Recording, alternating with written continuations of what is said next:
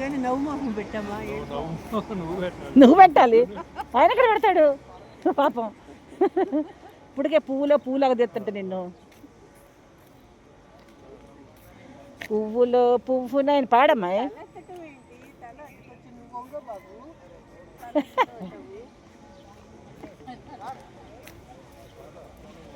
పువ్వులో పువ్వునై ఆకులో ఆకునై.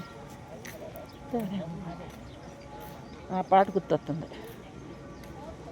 ఇద్దటని ఆగిపోనా ఇద్దట బాబా.